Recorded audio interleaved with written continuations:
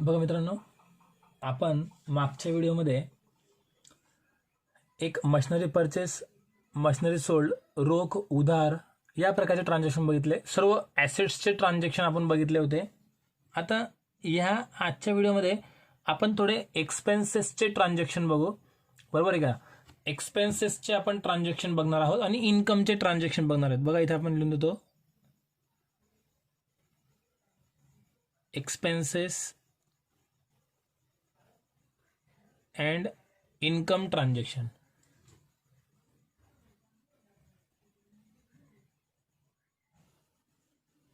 Expenses and income transaction. आता बघा, मागचे आपण जे 5 ट्रान्झॅक्शन बघितले त्याला आपल्याला जवळपास 2 व्हिडिओ लागले. बरोबर आहे. पण आता बघा, जसं जसं तुमची प्रॅक्टिस होत जाईल तसं तसं आपल्या कमी वेळेमध्ये भरपूर ट्रान्झॅक्शन होत जातील. जर बघितलं तर 20 मिनिटामध्ये आपण 10 ट्रान्झॅक्शन पण सॉल्व्ह करू शकणार. इतका आपला स्पीड वाढून जाईल. आणि बघा, आजच्या या व्हिडिओमध्ये मी थोडेसे कॉलम चेंज केले आहेत. एक कॉलम मी कमी करून टाकलेला तुमच्या माहितीसाठी. तो कोणता हे तुम्ही चेक करा मागच्या व्हिडिओमध्ये बघून, की तुम्ही आन्सर लिहिलं असेल तिथे थोडं चेक करा. आणि तुम्ही असेच कॉलम सेम तुम्ही ड्रॉ करून घ्या तुमच्या प्रॅक्टिससाठी. कारण त्या कॉलममध्ये थोडंसं लिहिताना कन्फ्यूज वाटत होतं मला, म्हणून तुम्हाला पण कन्फ्युजन होईल. समोर जर असले ते लवकर समजवता येतं, पण ते फक्त व्हिडिओवरनं समजून येतं म्हटल्यानंतर ते कॉलम मला थोडेसे कन्फ्यूज वाटले, म्हणून मी एक कॉलम कट केला त्यातला. या व्हिडिओमध्ये तुम्हाला अजून थोडंसं लवकर लक्षात येईल. बघा, आता कॉलम व्यवस्थित बघा. परत सांगतोय, मागचे कॉलम या कॉलममध्ये थोडंसं मी चेंजेस केलेलं आहे. आता लक्षात घ्या, ट्रान्झॅक्शन नंबर 6 सॅलरी पेड. आता बघा, आपण हे ट्रान्झॅक्शन कोणते बघणार आहोत आज? एक्सपेन्सेस आणि इन्कमचे, म्हणजे खर्च आणि फायद्यासंबंधी. मी इथे लिहून पण टाकतो बघा तुमच्यासाठी. एक्सपेन्सेस म्हणजे आपला काय होतो? खर्च होतो. एक्सपेन्सेस म्हणजे आपला खर्च आणि इन्कम म्हणजे आपला फायदा. तर ह्या संबंधित आपल्याला आजचे ट्रान्झॅक्शन बघायचे आहेत. तर लक्षात घ्या, सॅलरीचा अर्थ होतो पगार आणि पेड म्हणजे दिले. जे शब्दार्थ तुम्हाला मी शब्दार्थाचा आपला सेपरेट एक व्हिडिओ आहे, त्यात सगळे हे शब्दार्थ केलेले आहेत. तरी पण पुन्हा मी इथे शब्दार्थ घेणार आहे, पण तुम्ही ते शब्दार्थ पाठ केलेच पाहिजे. तर बघा, सॅलरीचा अर्थ होतो पगार, पेड म्हणजे दिले. आता पगार दिला आपण. आता ह्या ट्रान्झॅक्शन, हे पण ट्रान्झॅक्शन आहे की नाही? तर बघा, हे ट्रान्झॅक्शनमध्ये कॅश शब्द बी आलेला नाही, व्यक्तीचं नाव पण आलेलं नाही.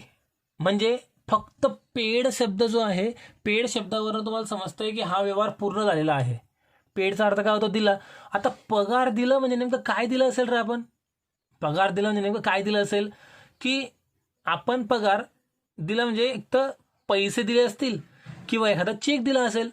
पण चेक दिला असं कुठे म्हटलेलंच नाहीये. म्हणजे याच्यामध्ये कॅश शब्द हा सायलेंट आहे. कॅश शब्द हा सायलेंट आहे. म्हणून आपल्याला आता 2 अकाउंट याच्यातनं शोधता आले पाहिजे. आता बघा, आपण इथे काही खरेदी विक्री केलेली नाही. जसं मागच्या ट्रान्झॅक्शनला आपण मशिनरी आणि लॅपटॉप खरेदी केलं होतं, इथे आपण काही खरेदी विक्री केलेली नाही आहे. पण पैसे मात्र गेले आहेत. लक्षात घ्या, पैसे मात्र इथून आपल्याकडनं गेलेले आहेत. आता पैसे गेलेले आहेत, तर मग तुम्हाला 2 अकाउंट ह्या ट्रान्झॅक्शनमधून काढता आले पाहिजे. फक्त हे पहिलं ट्रान्झॅक्शन जे आजचं आहे सॅलरी पेड, यातून जर 2 अकाउंट तुम्हाला काढता आले तर 7, 8, 9, 10 हे ट्रान्झॅक्शन समोर दिसत आहेत.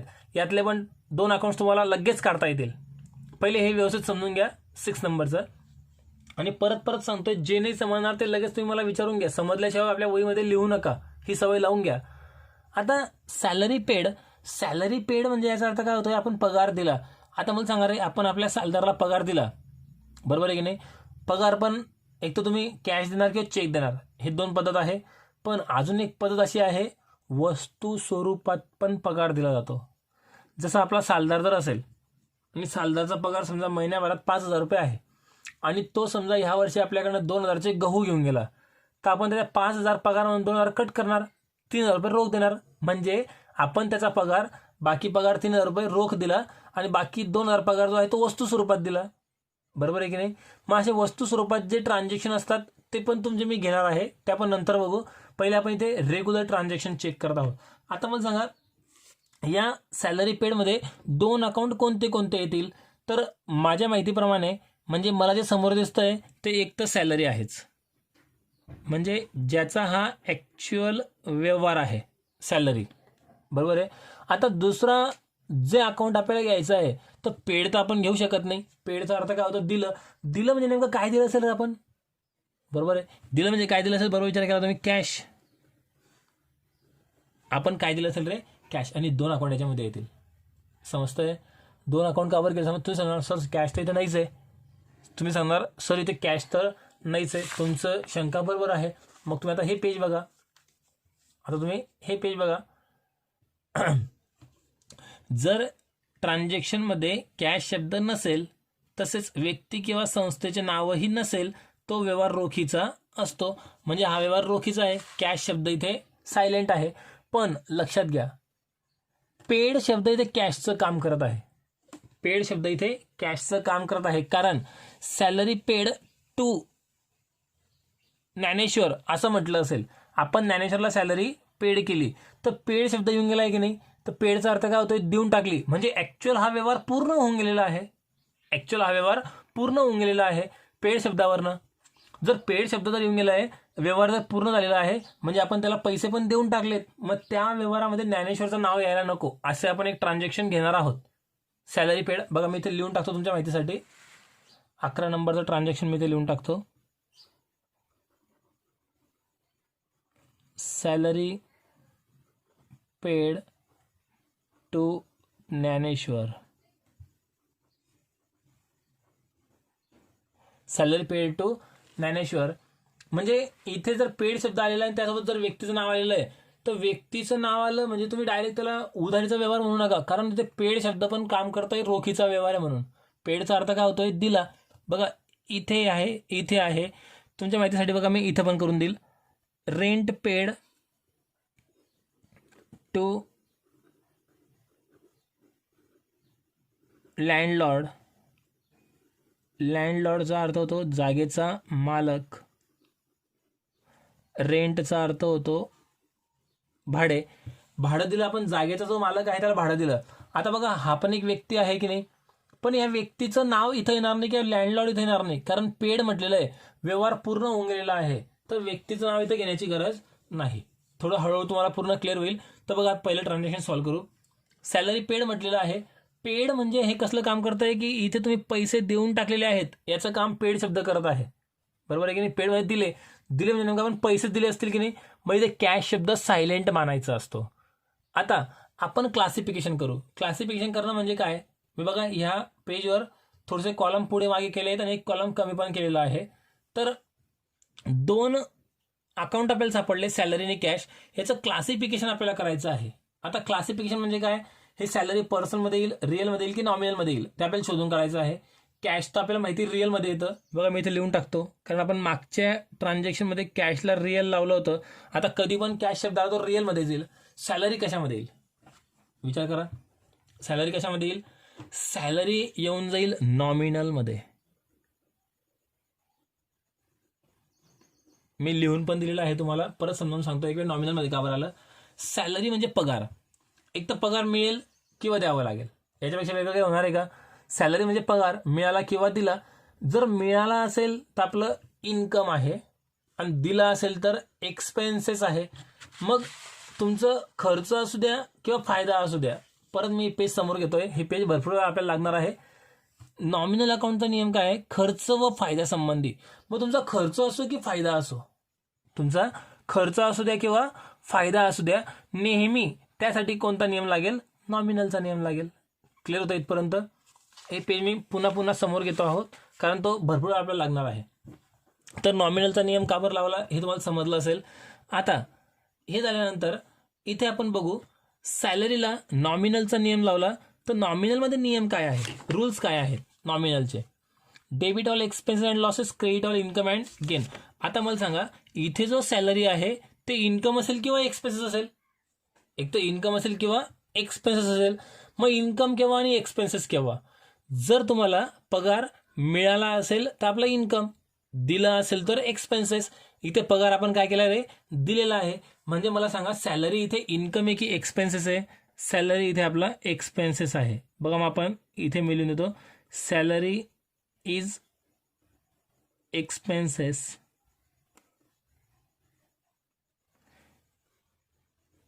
सॅलरीज एक्सपेन्सेस, सॅलरी आपली काय आहे, एक्सपेन्सेस आहे. इतकं क्लिअर झालं. आता सॅलरी जर एक्सपेन्सेस आहे, तो एक्सपेन्सेसला आपण नेहमी काय करतो, पुन्हा मी पेज घेतोय बघा, एक्सपेन्सेसला आपण नेहमी काय करतो, डेबिट. आणि इथे आपलं एक्सपेन्सेस काय आहे, सॅलरी, म्हणून बघा मी इथे सॅलरीला डेबिट केलं. समजलं थोडंफार तुम्हाला आता, येतं लक्षात. एक्सपेन्सेसला नेहमी काय करतो आपण, डेबिट, आणि ते एक्सपेन्सेस काय आहे, सॅलरी. आता कॅश अकाउंटचं आपण बघू. कॅश अकाउंटला रिअल अकाउंटचा नियम लावतो. पुन्हा मी पेज समोर घेत आहे, जास्त कन्फ्युज होऊ नका किंवा डिस्टर्ब पण होऊ नका. पेज मध्ये मध्ये घेतात परत परत, पण हे तुम्हाला समजल्याशिवाय ते इंटरेस्ट ट्रान्झॅक्शन समजणार नाही. बघा थोडं मी असं ठेवून घेतो, याला लवकर लक्षात येईल. तर बघा,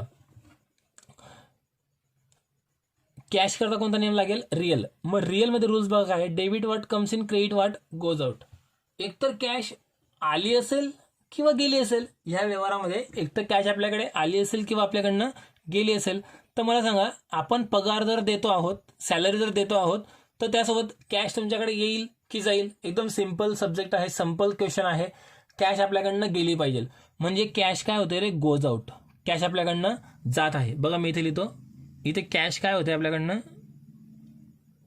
कॅश गोज आउट. आपल्याकडनं कॅश गेली. इतकं क्लिअर झालं. आता कॅश जर गेली आपल्याकडनं, मग नियम काय, debit what comes in. Cash जर आली असेल तर त्याला डेबिट कर, पण कॅश जर गेली असेल त्याला काय करून टाक, क्रेडिट. म्हणजे कॅश आपल्याकडनं गेली, म्हणून आपण कॅश कशामध्ये घेतलं पाहिजे, क्रेडिटमध्ये. म्हणजे जेव्हा आपण याची ऍक्च्युअली एंट्री करणार, तेव्हा आपण सॅलरीला डेबिट करू आणि कॅशला क्रेडिट करू. संपला विषय. हे ट्रान्झॅक्शन संपलं. इतकं सिंपल आहे. जर काही शंका असेल तर पुन्हा विचारा. पुढे नेक्स्ट ट्रान्झॅक्शन, मी पेज पुन्हा हातात घेण्यापेक्षा इथंच ठेवून घेतो तुम्हाला समजण्यासाठी. बघा काय झालं इथे, नेक्स्ट ट्रान्झॅक्शनमध्ये काय घडलेलं आहे, रेंट पेड टू लँडलॉर्ड. लँडलॉर्डचा अर्थ काय घेतला मी, जागेचा मालक. मी अगोदर लिहिलं नव्हतं लँडलॉर्ड. आता बघा इथे लँडलॉर्ड आहे किंवा नाही आहे काहीच फरक पडत नाही, ते आन्सर सॉल्व्ह करताना समजेल. रेंट पेड केलं, जशी सॅलरी पेड केली तसं रेंट पेड केलं. रेंट म्हणजे भाडे, भाडं दिलं. आता मला सांगा, 2 अकाउंट याच्यातून आपल्याला काढायचे आहेत. यातलं आपल्याला 2 अकाउंट साईडला काढायचे आहेत. तर 2 अकाउंट कोणते कोणते निघतील, इथे सॅलरी आणि कॅश काढलं होतं, मग इथे काय येईल, रेंट आणि कॅश. लँडलॉर्ड येणार नाही, कारण पेड शब्द काम करतोय दिल्याचं. पेड शब्द काम करतोय दिल्याचं. आपण रेंट देऊन टाकलंय ऑलरेडी. रेंट जर आपण देऊन टाकलेला आहे म्हणजे हा व्यवहार पूर्ण झालेला आहे. कॅश इथे दिली गेलेली आहे, पण इथे कॅश शब्द सायलेंट आहे. कॅश शब्द दिलेला नाही, पण पेड शब्द कॅशचं काम करत आहे. तर 2 अकाउंट्स जे आहेत ते आपल्याला घ्यायचे आहेत. एक पहिला रेंट आणि सेकंड आपल्याला घ्यायचं आहे कॅश. काही डाऊट असेल तर विचारा. 2 अकाउंट का बरं आले समजले. आता क्लासिफिकेशन, आता रेंट आणि कॅश, पर्सनल, रिअल की नॉमिनल. त्यापैकी कॅश तर आपल्याला आता माहिती पडून गेलं, कॅश कशामध्ये तर नेहमी रिअल. आता रेंट, रेंट एक तर रिअलमध्ये येईल की नॉमिनलमध्ये येईल की पर्सनलमध्ये येईल, त्यापैकी शोधायचं आहे. आता कसं काढणार, रेंट म्हणजे भाडे, रेंट म्हणजे भाडे. आता बघा, हे भाडं एकतर मिळेल किंवा द्यावं लागेल. भाडं एकतर आपल्याला मिळतं किंवा आपल्याला द्यावं लागतं. जर मिळालं असेल तर काय होऊन जाईल रे, भाडं जर मिळालं असेल तर काय होऊन जाईल, आपला फायदा होऊन जाईल. बघा इथे येऊन जाऊ आपण, फायदा होऊन जाईल. पण भाडं जर दिलं असेल तर काय होऊन जाईल, खर्च होऊन जाईल. अरे असू दे, फायदा असो किंवा खर्च असो, नियम नेहमी कोणता लागतो, नॉमिनलचाच. जसं आपण सॅलरीला लावला, बघा इथे नॉमिनल लिहून टाकलं. काही शंका इथपर्यंत, नॉमिनल का बरं समजलं. सो तुम्ही म्हणा मग रेंटला पर्सनल का बरं नाही लावलं. पर्सनल येईल कसं काय, पर्सनल व्यक्ती व संस्था संबंधी आहे. रेंट ही की व्यक्ती नाही किंवा संस्था नाही आहे, म्हणून पर्सनल लागला नाही. रिअल मालमत्ता संबंधी आहे, ही रेंट देणं म्हणजे आपली काही मालमत्ता नाही आहे. हां, तुम्हाला बघा एक सांगायचं राहिलं, जर खर्च आणि मालमत्ता कशी ओळखणार, खर्च आणि मालमत्ता कशी ओळखणार. आता जर समजा खर्च कशाला म्हणतो आपण, जर बघा तुम्हाला मी थोडंसं उदाहरण देतो. आपण समजा पगार दिला, ओके, थोडंसं वेगळ्या पेजवर घेतो. बघा, आपण समजा एक मोबाईल खरेदी केला आणि एका ठिकाणी सॅलरी पेड केली. इथे मोबाईल खरेदी आपण केला 5,000चा आणि सॅलरी पण दिली आपण 5,000 रुपये. आता बघा याला खर्च का बरं म्हणणार, मोबाईलला ॲसेट का बरं म्हणणार. मोबाईल आपण कशामध्ये घेत असतो, मालमत्ता म्हणतो. मोबाईल आपली काय होऊन जाते, मालमत्ता. मालमत्ता म्हणजे काय, ॲसेट्स, आपली संपत्ती. तर एक्सपेन्सेस खर्चाला, सॅलरीला आपण खर्च म्हणतो, म्हणजे काय एक्सपेन्सेस. असं का बरं होतं रे, मग असं कसं का ओळखायचं सर, की आता तुम्ही याला मालमत्ताच का बरं म्हटलं, याला खर्चच का बरं म्हटलं, किंवा याला ॲसेट्सच का बरं म्हटलं, याला एक्सपेन्सेस का बरं म्हटलं. तर एकदम सिम्पल लॉजिक आहे. ज्या ठिकाणी पैसे दिल्यानंतर परत काहीच मिळणार नाहीये, ज्या ठिकाणी पैसे दिले पण आपल्याला परत काहीच मिळणार नाहीत भविष्यात, त्याला आपण खर्च म्हणतो. आणि पैसे देऊन जर भविष्यात जर परत मिळणार असतील तर आपण त्याला ॲसेट्स म्हणतो. तर बघा आता हे मोबाईल जे 5,000चा आपण खरेदी केला, तर 1,000 वर्षांनी वापरल्यानंतर ते काहीतरी 2,000 1,000 विकला जाईल, म्हणजे पैसे पुन्हा काहीतरी मिळत आहेत की नाही, म्हणून त्याला आपण काय म्हटलं, ॲसेट्स म्हटलं. पण इथे बघा पगार एक वेळा दिला तर पगारमधून 1 रुपये पण आपल्याला रिटर्न मिळणार नाहीये, 1 रुपया पण रिटर्न मिळणार नाहीये, म्हणजे आपला काय होऊन गेला, तो एक्सपेन्सेस होऊन गेला. समजतंय. आता बघा परत सांगतो, अजून एक उदाहरण सांगतो. जर तुम्ही 1 लाख रुपयांचं, 1 लाख रुपयांचं समजा आपण गोल्ड सोनं घेतलं आणि 1 लाख रुपये आपण लग्नामध्ये खर्च करून टाकले. समजा केटरिंगचा खर्च केला असेल, बरोबर आहे, बँडवाल्याला दिले असतील, 1 लाख रुपये खर्च केला. बघा काय काय केलं आपण, 1 लाख रुपयाचं आपण गोल्ड पण घेतलं, 1 लाख रुपयाचं आपण गोल्ड घेतलं आणि 1 लाख रुपयांचा आपण मॅरेजमध्ये खर्च लावला. आता मॅरेज म्हणण्यापेक्षा फंक्शन म्हणू, बिझनेसचा पण फंक्शन करता येतो,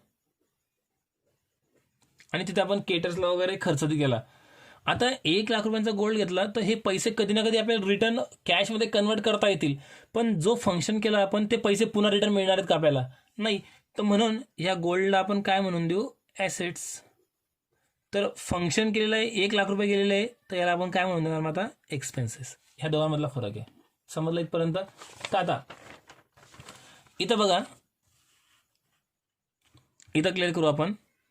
रेंटला आपण एक्सपेन्सेस का बरं म्हटलं, ॲसेट का बरं नाही म्हटलं, कारण रेंट म्हणजे भाडं जर आपण दिलं तर परत मिळणार नाही आपल्याला, म्हणून त्याला आपण खर्च म्हणणार, म्हणून त्याला नॉमिनलचा नियम लावला. फायदा बी असेल तर नॉमिनलचाच लागेल, पुढे आपण घेणार आहोत.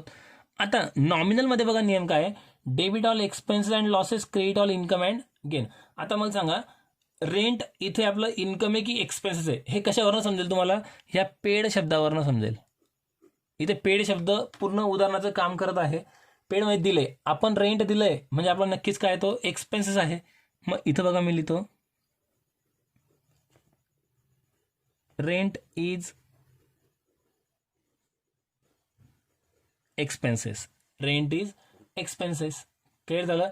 आणि एक्सपेन्सेसला नेहमी काय करतो रे, डेबिट. मग जेव्हा आपण एंट्री करणार तेव्हा या रेंट शब्दाला काय करणार आपण, रेंट अकाउंटला काय करणार आपण, डेबिट करणार. इथे जेव्हा एंट्री करतो आपण तर सॅलरी अकाउंट, रेंट अकाउंट असं लिहायचं असतं, पण बघा मी इथे कॉमन अकाउंट नाव लिहून टाकलेलं आहे. आता राहिला विषय कॅशचा. कॅश ही रिअल अकाउंटमध्ये येतं. मग debit what comes in, credit what goes out. आलं असेल तर डेबिट कर, गेलं असेल तर क्रेडिट कर. आता मला सांग, इथे रेंट आपण दिलेलं आहे, रेंट जर आपण देत आहोत तर मला सांगा पैसे येतील की जातील, पैसे आपल्याकडनं जातील. म्हणून इथे बघा मी लिहितो, cash goes out, cash goes out. आणि क्रेडिट वाट गोज आउट, जे पण जाईल त्याला काय करून टाका, क्रेडिट. इकडनं काय जातं आपल्याकडनं, कॅश, म्हणून कॅशला काय करणार, क्रेडिट. संपलं ट्रान्झॅक्शन. येतं लक्षात. आता नेक्स्ट ट्रान्झॅक्शन बघू. नेक्स्ट ट्रान्झॅक्शन रेंट रिसिव्डचा आहे, रेंट रिसिव्ड. आता बघा रे, रेंट मिळालेलं आहे, रिसिव्डचा अर्थ होतो मिळाले. रेंटचा अर्थ इथे मी वरती लिहून दिलं, जास्त मी इथे काही लिहित नाही. रेंट म्हणजे काय होतं, भाडं मिळालं आहे आपल्याला.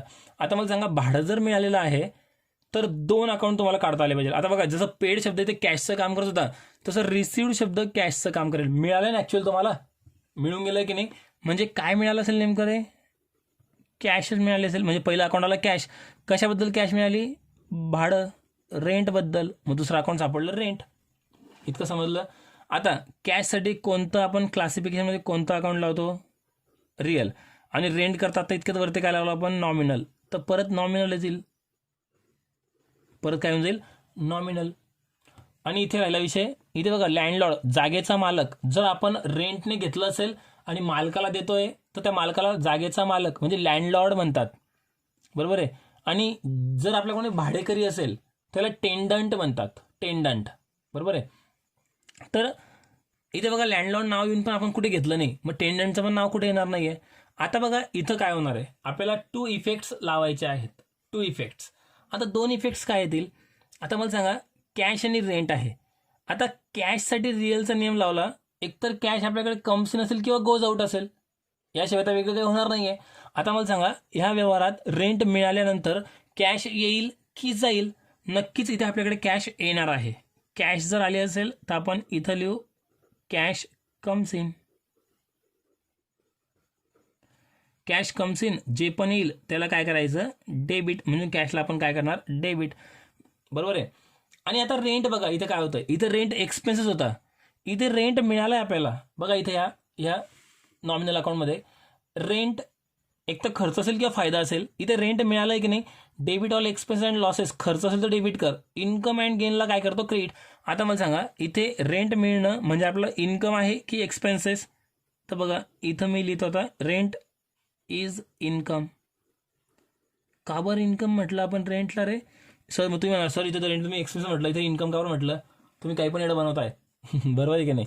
नाही तर मित्रांनो बघा इथे आपण रेंटला एक्सपेन्स म्हटलं, इथे इन्कम का बरं म्हटलं, इथे रेंट आपण पेड केलं होतं, दिलं होतं, तर इथे रेंट आपल्याला रिसिव्ड मिळालेलं आहे, म्हणून पेड केलं असेल तर खर्च आहे, मिळालं असेल तर इन्कम आहे. तुम्हाला त्याच्यासाठीच रिसिव्ड आणि पेड दोघी सोबत घेतलेत, इन्कम एक्सपेन्सेस समजण्यासाठी.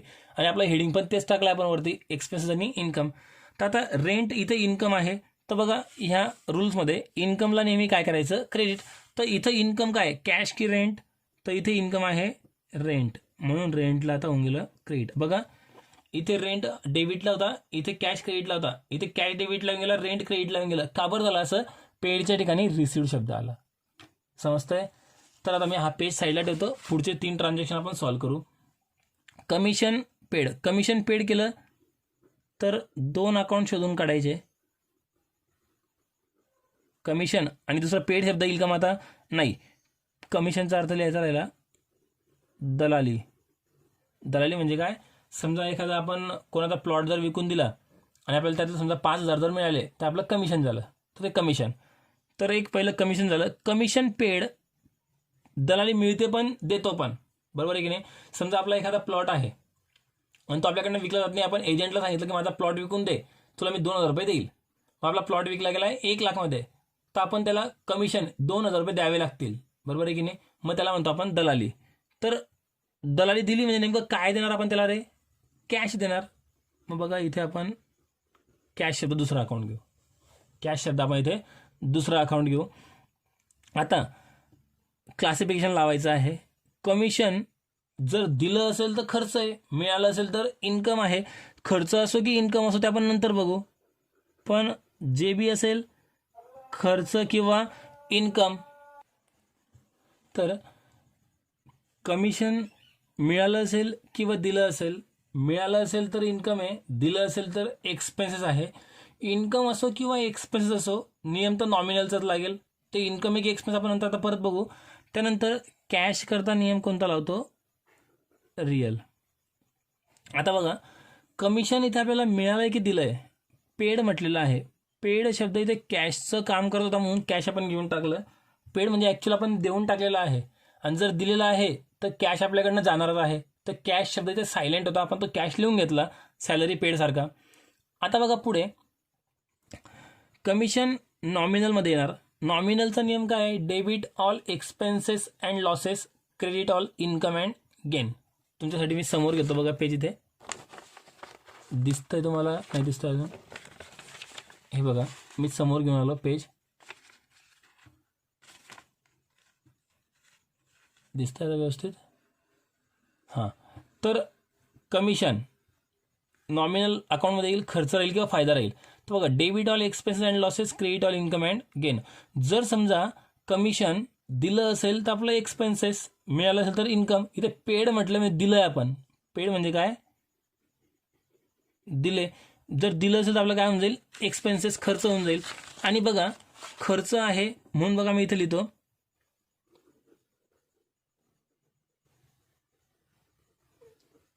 Commission is expenses. कमिशन आपलं काय आहे, एक्सपेन्सेस आहे. आणि एक्सपेन्सेसला नेहमी काय करतो, डेबिट. बघा ते आता बघितलं आपण इतक्यात, debit all expenses and losses, सर्व प्रकारच्या एक्सपेन्सेसला काय करून टाका, डेबिट. तर इथे एक्सपेन्सेस काय आहे आपलं, कमिशन हे आपलं एक्सपेन्सेस आहे, म्हणून कमिशनला एंट्रीमध्ये आपण डेबिट करू. आणि आता राहिला विषय कॅशचा. कॅशसाठी कोणता नियम लागेल, रिअल अकाउंटचा. डेबिट वाट कम्स इन आणि क्रेडिट वाट गोज आउट. जर इथे कॅश आली असेल तर कम्स इन म्हणा, गेली असेल तर गोज आउट म्हणा. इथे आपण कमिशन देतोय म्हणजे कॅशसाठी पेड शब्द काम करतोय. पैसे येतील की जातील, दिले म्हटल्यानंतर जातील. तर कॅश आपल्याकडनं जात आहे, मग कॅश गोज आउट.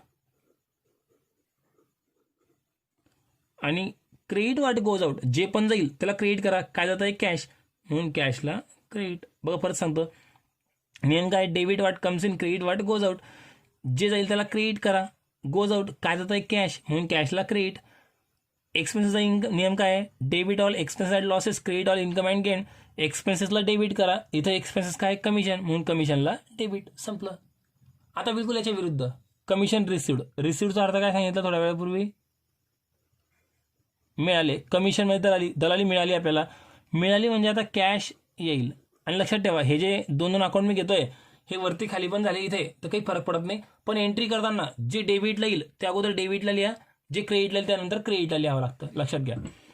कॅश. आणि दुसरं अकाउंट काय होऊन जाईल आता, कमिशन. दुसरं अकाउंट येऊन जाईल कमिशन. आता लक्षात घ्या कॅश हा जो शब्द आहे कॅश, याला कोणता नियम लावतो आपण, रिअल. आणि कमिशन कशामध्ये चालला जाईल, नॉमिनल, कारण तो इथं खर्च राहील किंवा फायदा राहील, बरोबर आहे की नाही. मग आता मला सांगा ह्या ट्रान्झॅक्शनमध्ये कमिशन मिळालं आहे, तर कॅशसाठी आपण रिअल अकाउंटमधला कोणता नियम लावणार, डेबिट वाट कम्स इन की credit what goes out.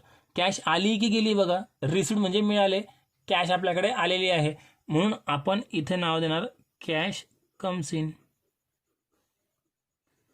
Debit what comes in, जे आलं असेल त्याला डेबिट कर. काय आलं आपल्याकडे, कॅश, आणि कॅश आली म्हणून कॅशला डेबिट. संपला विषय. नॉमिनल अकाउंटमध्ये बघा आता, नॉमिनल अकाउंटमध्ये कमिशनला नॉमिनल अकाउंट लावलं आहे आपण.